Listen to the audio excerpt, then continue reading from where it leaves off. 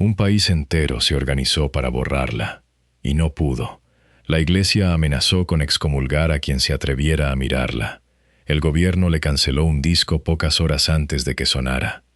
Un funcionario poderoso le declaró la guerra a las noches donde ella reinaba, y la empujó a hacer las maletas. Se sumaron púlpitos, ligas de moral, agentes federales y toda una maquinaria de decencia contra una sola mujer que subía a un escenario a mover las caderas. Y ella siguió ahí. 60 años después de que todo aquello empezara, seguía llenando teatros, con la misma marca blanca en el pelo que ningún censor consiguió apagar. Conviene medir el tamaño de lo que se le vino encima.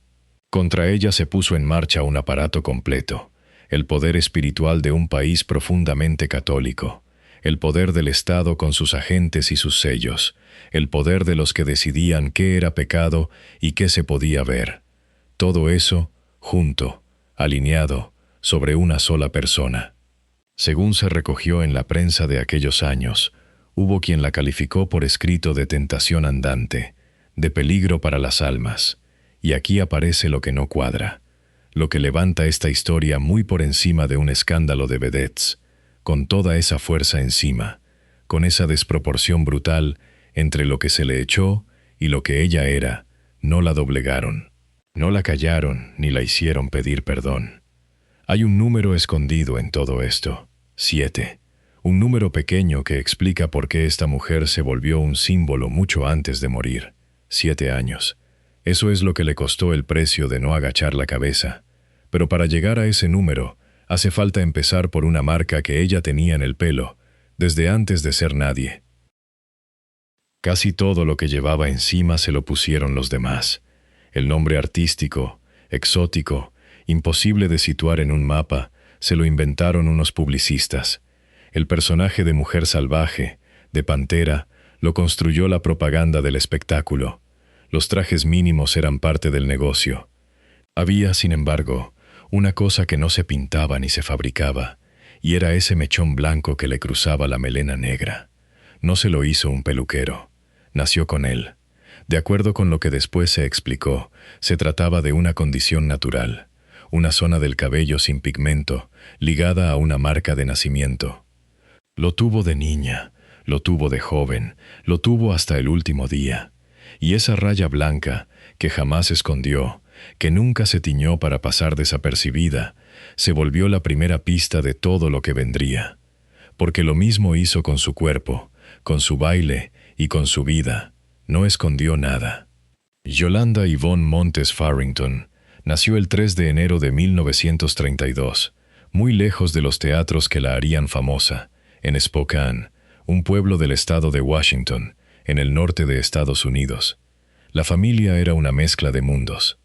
Por parte de su madre, Edna Pearl Farrington, se hablaba de sangre tahitiana, de esas islas del Pacífico donde el baile es casi una forma de rezar. Por parte de su padre, corrían raíces que unas fuentes cuentan como españolas y suecas y otras como mexicanas. La niña creció entre esos dos hemisferios, sin sospechar que un día iba a plantar los dos pies en México y a no soltarlo nunca. Tenía 15 años cuando la familia se mudó al sur, a la Ciudad de México. Corría 1947.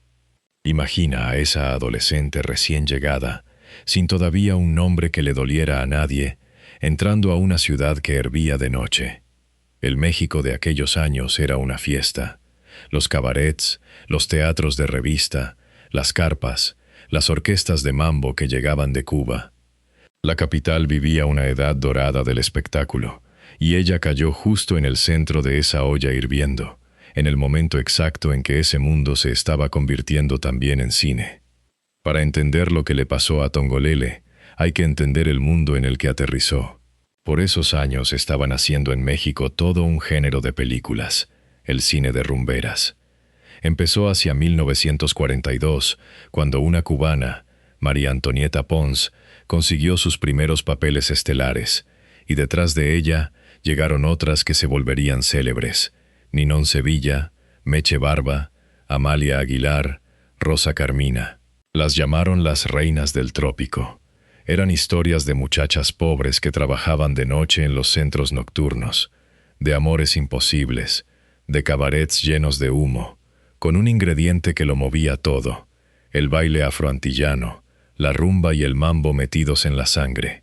Ese cine llenó salas durante más de una década y definió a toda una generación. Y en medio de ese universo de rumberas, Tongolele era otra cosa. No venía de Cuba como muchas de ellas, no traía el mismo repertorio. Lo suyo tenía un aire ritual, casi solemne, con reminiscencias de aquellas islas del Pacífico de su madre, y remataba con ese detalle que ninguna otra tenía, la raya blanca en el pelo, que la hacía inconfundible en cuanto pisaba el escenario. Medía apenas 1,65 m, diseñaba ella misma sus trajes y sus coreografías, y salía a bailar con una concentración que dejaba a los teatros en silencio. En un género lleno de mujeres hermosas moviéndose al ritmo del trópico, ella se las arreglaba para ser la más singular de todas. Y ser la más singular, en aquel contexto, era también ser la más señalada. El salto a la fama fue casi inmediato. Entró a trabajar en el Teatro Tívoli, uno de los templos del entretenimiento nocturno de la ciudad, y también pisó el escenario del Folies Bergère. Alguien decidió que una chica de origen isleño necesitaba un nombre que sonara a lejanía, a trópico, a algo que el público no supiera colocar en ningún país. Así nació Tongolele, una palabra sin significado real, pura música, pura sugestión. La bautizaron, la vistieron con tocados de plumas y trajes de 2 piezas, y la mandaron al escenario a hacer lo que ninguna otra hacía igual. Lo que ella hacía era bailar ritmos afroantillanos con el ombligo al aire. Movía las caderas de una manera que en aquellos años equivalía a encender una cerilla en un cuarto lleno de gas. Y ahí está lo que se suele pasar por alto. No salía a provocar con risitas ni con guiños fáciles. Subía seria, concentrada, con la mirada fija, como quien ejecuta un rito antiguo. Ella misma rechazaba que le dijeran exótica. Lo suyo, en su cabeza, era danza, disciplina, arte. El escándalo no lo ponía ella con la actitud, lo ponían los que la miraban desde fuera, y decidían que ese ombligo descubierto era una amenaza para el orden del mundo. Y esos que la miraban desde fuera tenían mucho más poder del que una bailarina de 20 y pocos años podía imaginar. Vale la pena detenerse en la profesional que había detrás del escándalo, porque casi nadie la miró así en su momento. Tongolele diseñaba ella misma sus trajes y sus coreografías. No repetía lo que hacían las demás. Inventaba su propio lenguaje sobre el escenario, mezclando lo afroantillano con reminiscencias de aquellas islas del Pacífico. Ensayaba, cuidaba cada gesto, medía cada movimiento. Lo que el público moralista veía como una provocación improvisada, era en realidad un trabajo de artesana, planeado hasta el detalle. Por eso le molestaba tanto la etiqueta de exótica, esa palabra que reducía su oficio a una curiosidad de feria. Ella se pensaba como bailarina, como creadora, como una mujer que había convertido su cuerpo en un instrumento afinado. La tragedia, si se quiere llamar así, es que le tocó ejercer ese oficio en un país y en una época que solo sabían ver en su danza una tentación que había que apagar, y nunca el arte que había debajo. El primer golpe llegó rápido, y llegó desde el sitio más alto. Corría el año 1948. Ella apenas empezaba, apenas era un nombre nuevo en las marquesinas, y ya había autoridades eclesiásticas moviéndose para frenarla. Según se publicó en la prensa de la época, se llegó a advertir que quien fuera a verla se exponía a la excomunión. El tamaño de aquello cuesta de asimilar. A una muchacha que llevaba meses trabajando se le montó encima la amenaza espiritual más grande que existe en un país profundamente católico: que Dios te expulse por comprar un boleto para verla mover las caderas.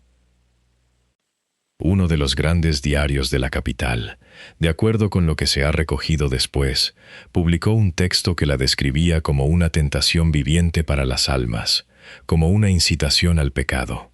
Aquello tenía poco de reseña de espectáculos y mucho de condena moral, en letra impresa, contra una persona concreta. y detrás de esa primera andanada venían organizaciones enteras dedicadas a vigilar la moral pública. La Liga de la Decencia, los Caballeros de Colón.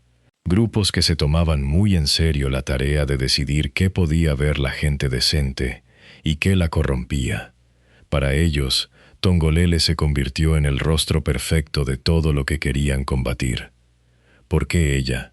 Esa es la pregunta que ordena toda esta historia, y conviene no responderla demasiado rápido. Había muchas rumberas, muchas bailarinas, muchos cuerpos en los escenarios de aquella época, y todas recibían su ración de críticas. ¿Por qué se ensañaron con esta en particular?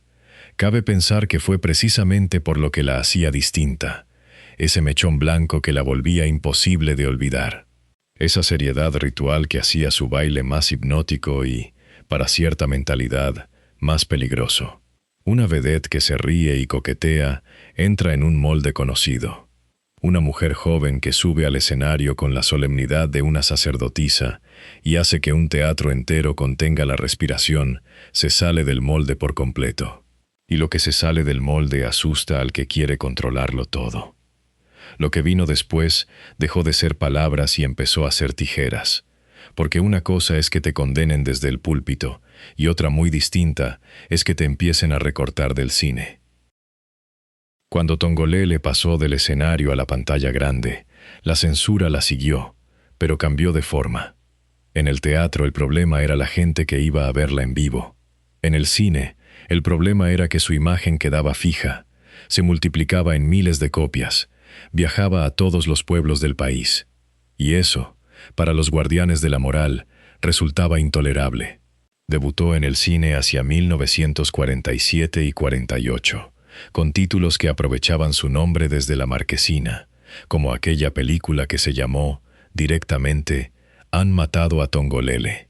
Con el tiempo llegó a participar en cerca de 28 películas, junto a los grandes cómicos de la época. Compartió pantalla con Tintán en El Rey del Barrio de 1952, uno de los clásicos absolutos de la comedia mexicana, y encadenó comedias, dramas de cabaret y cintas de ese cine de rumberas que estaba en su apogeo. Su nombre en la marquesina llenaba salas, y esa era justamente la parte que a los guardianes de la moral les quitaba el sueño. Y aquí aparece el detalle que resume mejor que ningún discurso lo absurdo de la situación. En varias de sus películas, y en las de otras rumberas, la censura funcionaba con una regla curiosa. Podían contonearse, podían tirarse al piso, podían dejarse poseer por el ritmo, pero el ombligo no se podía enseñar. Ese centro del cuerpo, esa parte que en cualquier persona es lo más inocente que existe, se consideraba tan escandaloso que había que taparlo. Hubo esfuerzo, energía y dinero invertidos en asegurarse de que el público no viera el ombligo de una bailarina. Todo un aparato movilizando recursos para ocultar 1 centímetro de piel. Esa es la medida exacta de la desproporción de la que hablábamos al principio, la máquina gigante contra el detalle mínimo. Mientras tanto, su fama cruzaba fronteras, y con la fama cruzaba también el frenesí que despertaba. En noviembre de 1951, con 19 años recién cumplidos, Tongolele llegó a Lima. Se hospedó en el Hotel Bolívar, uno de los grandes de la ciudad, y la prensa peruana se peleó por entrevistarla. Un diario tan serio como El Comercio le dedicó una de sus primeras conversaciones exclusivas. Una adolescente mexicana, nacida en Estados Unidos, sacudiendo a otro país entero, solo con su nombre y su manera de bailar. El fenómeno ya no cabía en México. Lo que pasó en aquella gira peruana dice mucho de la temperatura que ella levantaba. Según lo que reconstruyó la prensa de la época, la madrugada del 15 de abril de 1955, en un local llamado Moulin Rouge, alrededor de las 3 de la mañana, un cliente alborotado empezó a exigirle a gritos que bailara otras cosas mientras ella actuaba. Los músicos de la orquesta salieron a defenderla. El hombre se les fue encima, y aquello se convirtió, en palabras del propio diario, en una batalla campal en la que rodaron por el suelo las mesas, las sillas y todo lo que había alrededor. La policía tuvo que llevarse detenida a varias personas. La imagen lo dice todo. un club a oscuras, la orquesta parada, los muebles volando, y en el centro de todo, una bailarina que no había hecho más que subir a hacer su número. El escándalo la seguía incluso cuando ella no lo buscaba. Conviene entender cómo funcionaba esa maquinaria de la moral, porque operaba como un sistema, y no como un puñado de señores enfadados escribiendo cartas. Las ligas de decencia clasificaban espectáculos y películas, calificaban lo que era apto y lo que condenaba el alma, y esa calificación llegaba a los púlpitos, a las escuelas, a las familias. Un sacerdote podía leer desde el altar la advertencia de que tal función era pecaminosa, y para miles de personas eso equivalía a una prohibición. En un país donde la iglesia pesaba en cada casa, ser señalada por esos grupos significaba que familias enteras te veían como una amenaza. Tongolele cargó con esa etiqueta desde casi el primer día, siendo una recién llegada que apenas hablaba de sus propias cosas. La convirtieron en el ejemplo, en el caso, en la bailarina que las madres decentes usaban para asustar a las hijas. Y aún así llenaba los teatros. Ese es el detalle que enloquecía a sus perseguidores. Cuanto más la condenaban desde arriba, más subía la gente a comprar boletos desde abajo. La condena, en lugar de vaciarle las salas, se las llenaba. Cada advertencia eclesiástica funcionaba como un anuncio gratuito.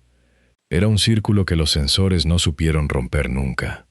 La señalaban para apagarla, y el señalamiento la encendía más. Cabe pensar que ahí, en esa impotencia, nació buena parte del encono. Nada irrita tanto a quien tiene el poder como descubrir que su poder, sobre una sola persona, no alcanza. Y así seguía, sin agachar la cabeza.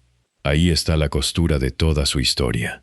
Cuanto más la recortaban y más se alborotaba a su alrededor, más crecía su leyenda. Cada intento de taparla la hacía más deseada, más comentada, más buscada. El público la quería precisamente porque el poder no la quería. Se había convertido en un símbolo, aunque todavía nadie usara esa palabra.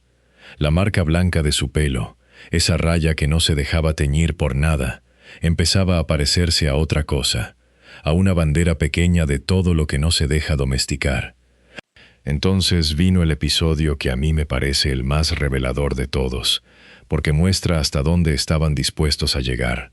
Tongolele iba a sacar un disco, un álbum, su único intento de dejar grabada su voz, y según se ha relatado muchas veces, pocas horas antes de la presentación, aparecieron agentes federales y lo detuvieron todo. El argumento, que su permiso migratorio, el papel que la autorizaba a estar y trabajar en México, solo la habilitaba para bailar, no para cantar. Con una tecnicidad burocrática, con un sello y un reglamento, le arrancaron la posibilidad de grabar su voz. Hay una frialdad particular en esa jugada, y vale la pena mirarla de cerca. Nadie la insultó en público ni montó un escándalo. Bastó un papel, un permiso de trabajo, la letra pequeña de un trámite, unos hombres con placa asegurándose de que se cumpliera, y con eso le cerraron una puerta entera de su carrera. Esa es una forma de poder mucho más difícil de combatir que un insulto, porque no puedes discutir con un reglamento. No hay a quien gritarle, solo hay un documento que dice que no. Cuando el Estado decide frenarte, no necesita levantar la voz, le basta con negarte un sello. Y aquí la historia deja de ser una serie de escándalos sueltos y se convierte en una campaña con nombre y apellido. Porque en los años 50, la Ciudad de México cayó bajo la mano de un funcionario que decidió que la noche era el enemigo. Se llamaba Ernesto P. Uruchurtu, y fue durante años el regente de la capital, el hombre que la gobernaba con puño cerrado.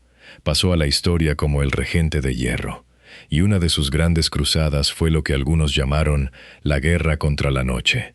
Cerró cabarets, endureció los horarios, persiguió la vida nocturna con una determinación de cruzado que quería una ciudad decente, ordenada, temprano a la cama. Para ese proyecto, los templos del entretenimiento donde brillaba Tongolele eran justo lo que había que apagar, y ella, que era la reina de esas noches, se encontró de pronto sin el reino donde reinaba. Imagina lo que significa eso para una artista, los escenarios donde trabajabas, cerrados, el ambiente que te hizo famosa, perseguido, el aire que respirabas profesionalmente, enrarecido por decreto. Nunca hubo un juicio ni una sentencia con su nombre. Lo que la asfixiaba era otra cosa, más difícil de señalar, un clima, un ambiente en el que cada vez cabía menos lo que ella era. Y cabe pensar que llegó un punto en que quedarse dejó de tener sentido. Aquí es donde entra el número que te pedí que guardaras. Aquí es donde vamos a saber de dónde sale ese 7.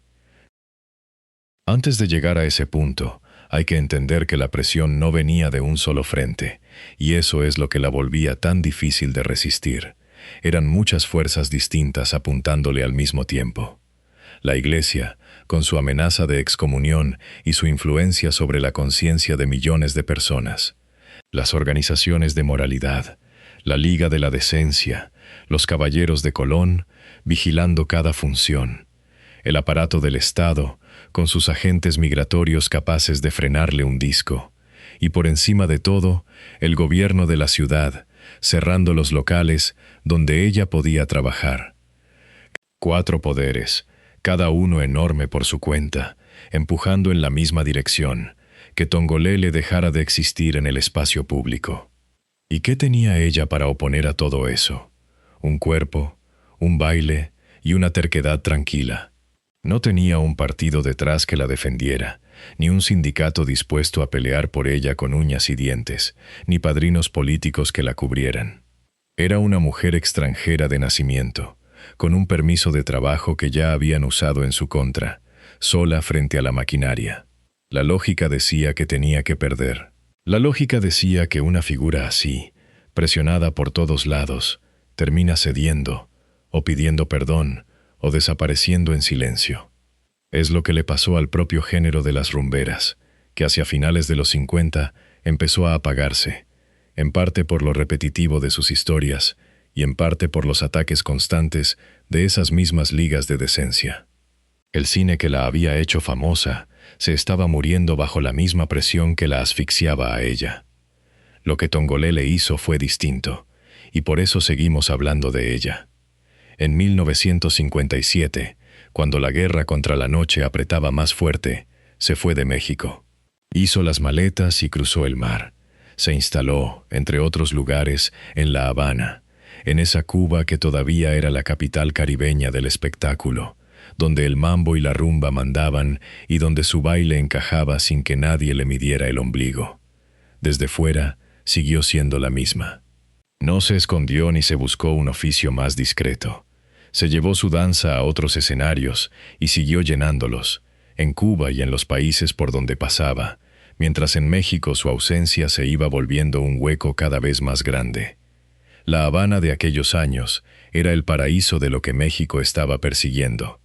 Cabarets abiertos hasta el amanecer, orquestas de mambo y de rumba, un público que no le medía el ombligo a nadie.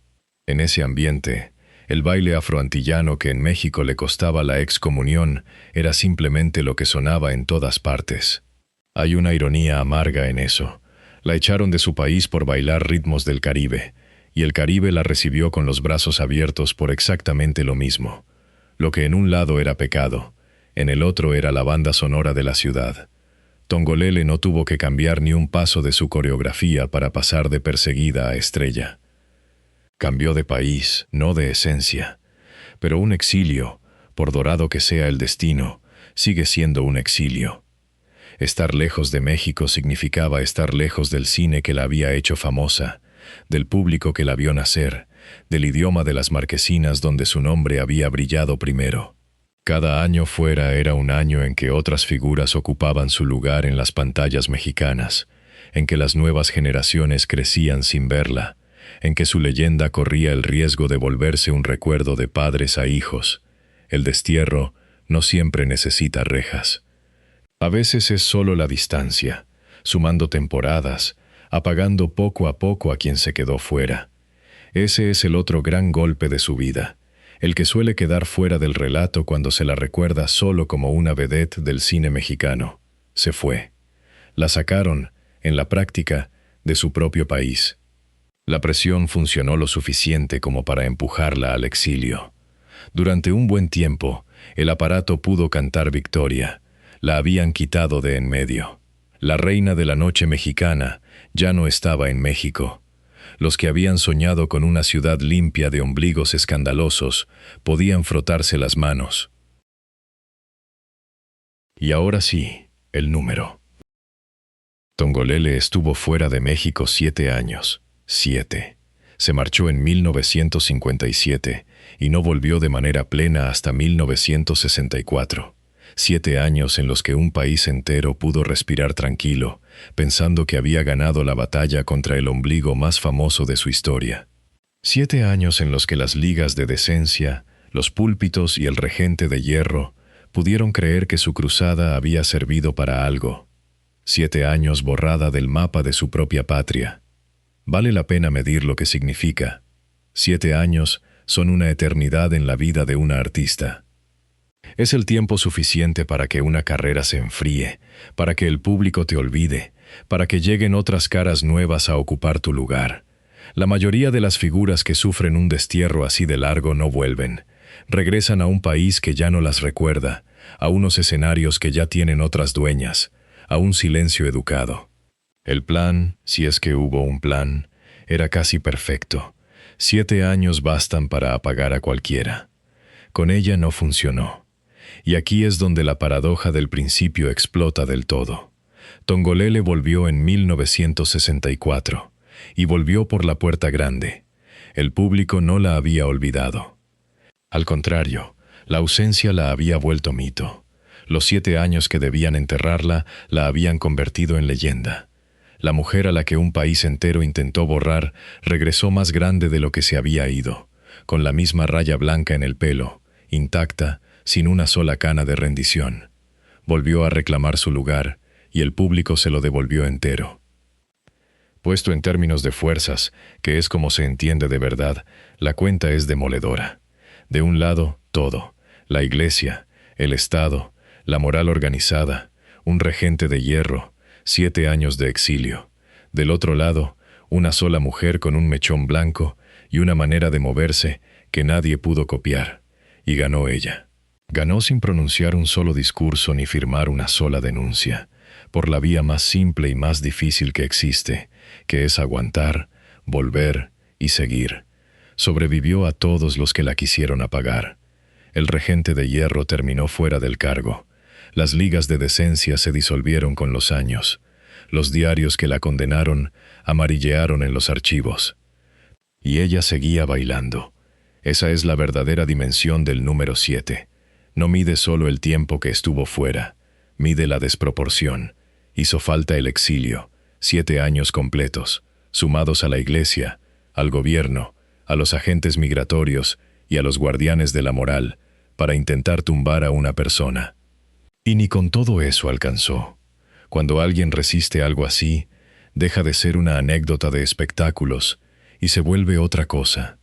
Se vuelve la prueba viva de que hay cuerpos y voluntades que el poder no logra apagar por más máquinas que les eche encima. Lo que vino después de su regreso confirma que no había sido un golpe de suerte. Tongolele no volvió para una última función nostálgica y luego retirarse a envejecer en silencio. Volvió para seguir décadas más. Su carrera se estiró de una manera que casi ninguna figura de su generación logró. Siguió en el cine, y lo hizo reinventándose. A finales de los 60 y principios de los 70, cuando el cine de rumberas ya era historia, ella encontró un hueco nuevo en el cine fantástico y de terror, en títulos como Las Mujeres Panteras, de 1967, o aquellas coproducciones de Serpientes y Muertos Vivientes, de principios de los 70. Su imagen de diosa pantera, esa que le habían colgado los publicistas décadas atrás, encajaba perfecta en ese cine de misterio y sortilegio, donde otras se habrían quedado ancladas a un género muerto. Ella cambió de piel y siguió trabajando ante las cámaras, con el mechón blanco convertido ya en marca registrada de lo sobrenatural. Siguió en el teatro, siguió en la televisión. En los años 80 la vemos en telenovelas, como aquella La Pasión de Isabela, de 1984. Ya entrado el nuevo siglo, la vemos en obras como Salomé y en musicales como Perfume de Gardenia, que la mantuvo sobre las tablas hasta bien pasados los 2010. La cuenta sale sola. Debutó a finales de los 40. Siguió trabajando hasta cerca de 2013. Esos son más de 6 décadas sobre un escenario. Más de 60 años de una carrera que un país había intentado ahogar en la cuna. La niña de 15 años que llegó de Spokane terminó siendo una de las últimas grandes sobrevivientes de la época de oro, la que enterró a casi todos sus contemporáneos y a casi todos sus censores. En 2010 recibió un reconocimiento, una de las lunas del auditorio, precisamente por eso, por una vida en el escenario. Toda una vida, la misma que quisieron cortar de raíz cuando apenas empezaba. Y ocurrió algo que tiene su propia justicia poética. El mismo país que la había condenado desde los púlpitos, que le había cerrado cabarets y cancelado discos, terminó con los años rindiéndole homenajes. Las instituciones culturales que heredaron aquel México de la decencia empezaron a reconocerla como lo que era, una de las grandes figuras de la época de oro, una pieza viva de la historia del espectáculo nacional. Festivales de cine la celebraron como diosa de la danza. La prensa que en su juventud la trató de tentación andante, décadas más tarde escribía sobre ella con reverencia. Los mismos gestos que habían provocado la amenaza de excomunión se estudiaban ya como patrimonio, como arte, como parte de la identidad de un país. Fue una vuelta completa la que dio esa historia. Le llevó toda una vida, pero la vio con sus propios ojos. Vivió lo suficiente para que la sociedad que quiso apagarla se pusiera de pie a aplaudirla. Los censores que la persiguieron no alcanzaron a ver ese final. Ella sí. Sobrevivir a tus verdugos ya es una forma de ganar, pero sobrevivir hasta que sus propios nietos te aplauden es una victoria de otro orden. La condena de una época se convirtió en el orgullo de la siguiente, y la protagonista de ese giro seguía teniendo, en cada foto, esa raya blanca cruzándole la melena. Su nombre, además, se había filtrado en lugares insospechados. Se volvió parte del habla popular, un trabalenguas, una palabra que la gente repetía sin recordar de dónde venía. El escritor Sergio Ramírez llegó a titular una novela, Tongolele no sabía bailar, usando su nombre como emblema de toda una época. Cuando el nombre que te inventaron unos publicistas termina en el título de una novela y en la boca de gente que ni siquiera te vio bailar, es que dejaste una huella que ninguna censura pudo raspar. Y ahora, la parte más difícil de contar, porque le devuelve a la mujer que había detrás del símbolo. Detrás de la Tongolele indomable, de la diosa pantera que aguantó a todo un país, hubo una vida privada larga y en muchos sentidos discreta. Compartió gran parte de su existencia con un músico cubano, Joaquín González. Según las fuentes, estuvieron juntos décadas, hasta que él murió en 1996. Tuvieron 2 hijos gemelos, Ricardo y Rubén. La mujer que en el escenario era pura provocación afroantillana, en casa era madre y compañera, con una relación estable que duró lo que casi no dura nadie en ese mundo de luces y de noches. El final tuvo la crueldad silenciosa que a veces la vida reserva justo para los que fueron indomables. La mujer que se resistió a la iglesia, al Estado, a la moral organizada y a 7 años de exilio, se topó al final con lo único que no se combate con terquedad, el olvido de sí misma. En sus últimos años, Tongolele desarrolló Alzheimer. Los primeros síntomas de demencia, según se ha contado, aparecieron alrededor de 2010. Hacia 2016 la enfermedad se hizo pública. Se retiró de la vida que había defendido con tanta fuerza, de los escenarios, de las cámaras, del reflejo de la gente que la había adorado. Hay algo casi insoportable en esa imagen. La memoria de un país entero la recordaba a ella, su baile, su mechón, su desafío, y ella, poco a poco, dejaba de recordarse. Los censores no consiguieron borrarla del mundo, y al final fue la enfermedad la que empezó a borrarla de sí misma. Murió el 16 de febrero de 2025, en Puebla, a los 93 años. La Asociación Nacional de Intérpretes anunció su partida. Se apagó, Por fin, la mujer a la que tantos quisieron apagar por la fuerza, y se apagó a su modo, en su tiempo, después de haberles ganado a todos la única batalla que de verdad importaba, la de durar. 93 años, frente a los 7 del exilio. Le echaron encima 7 años de destierro para acabar con ella, y ella respondió con 93 años de vida y más de 60 de carrera. Esa resta es toda la historia.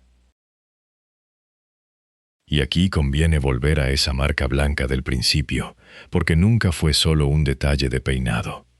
Aquella raya de pelo sin color, la que traía de nacimiento y que nunca se tiñó, es la imagen exacta de lo que fue Tongolele.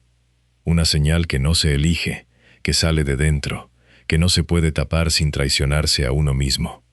Podían pintarle el ombligo en las películas, podían cerrarle los cabarets, podían cancelarle un disco con un sello burocrático, podían empujarla 7 años fuera de su país, pero esa marca blanca no había forma de censurarla, porque le salía de dentro. El nombre se lo pusieron, los trajes se los diseñaron, el personaje de Pantera lo fabricó la propaganda. El mechón lo trajo al nacer. Era ella misma asomando a la superficie, y contra eso ninguna liga de decencia tenía herramientas. Todos llevamos algo parecido. Una marca que no elegimos, un rasgo que nos delata, una parte de nosotros que el mundo preferiría que escondiéramos porque incomoda, porque no encaja, porque desordena lo que se supone que debe ser una vida ordenada y decente. Y casi todos, en algún momento, aprendemos a teñirnos ese mechón, a domarlo, a pasar desapercibidos para que nadie nos amenace con su propia versión de la excomunión. Tongolele no se lo tiñó jamás, ni el pelo ni el baile, ni la forma de subir al escenario con la cabeza alta mientras medio país decidía que era pecado. En cualquiera de sus fotos de los años dorados, con el ombligo al aire y esa raya blanca cruzándole la melena, hay bastante más que una vedette. Hay alguien contra quien se armó un ejército entero, y que ganó sin disparar un solo tiro, sencillamente negándose a ser otra cosa que ella misma. La marca sigue ahí, en cada imagen, blanca, intacta, imposible de borrar. 70 años después, sigue diciendo lo mismo que decía entonces: esto soy, y no lo voy a esconder. Queda una última cosa. Tongolele bailó, aguantó, se fue y volvió, y al final tuvo décadas enteras para que la memoria de su país la abrazara, para saldar cuentas con el tiempo.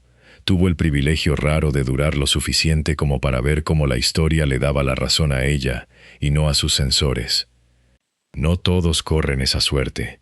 En este mismo mundo del espectáculo mexicano, hubo 2 hombres que hicieron reír a generaciones enteras, un dúo cómico que fue inseparable hasta que dejó de serlo. A ellos no los separó la censura ni un regente de hierro.